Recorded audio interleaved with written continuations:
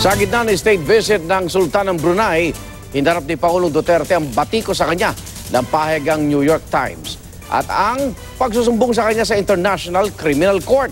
Saksi si Cedric Castillo. Sa state banquet, nagtapos ang state visit ni Brunei Sultan Haji Hassan Al Bolkiah. Bago ang salo-salo, naging abala ang dalawang lider mula sa pagtanggap ng ating Pangulo sa Sultan sa Malacanang hanggang sa kanilang pulong. Dahil dadalo rin silang dalawa sa ASEAN Summit, natanong ang Pangulo kung isusulong niya sa ASEAN Summit ang arbitration ruling na kumontra sa pag-angkin ng China sa halos buong South China Sea. Code of conduct maybe, but arbitral it's only between China and the Philippines, so I'll skip that. Then what would be the purpose also of discussing it kung wala kang magawa? But you can pressure China by way of international agreements. The side of Cannot do that. You're just dreaming.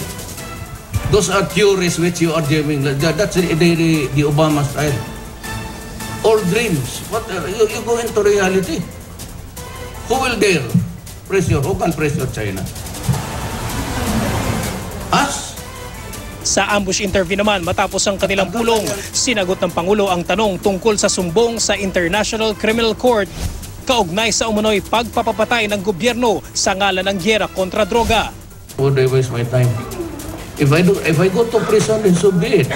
The fundamental thing in our revised penal code is territoriality.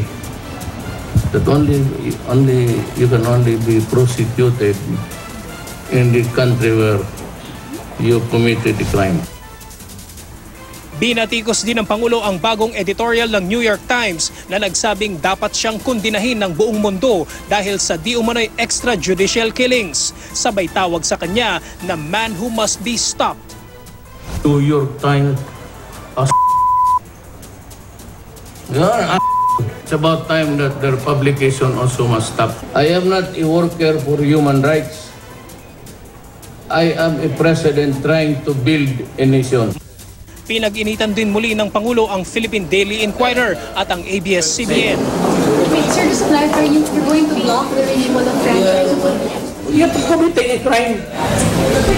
Yes! I will start to recover what is government's property, including yung Inquirer na yan. Sinisika pa naming hinga ng pahayag ang Inquirer at ABS-CBN. Ako si Cedric Castillo, ang inyong saksi.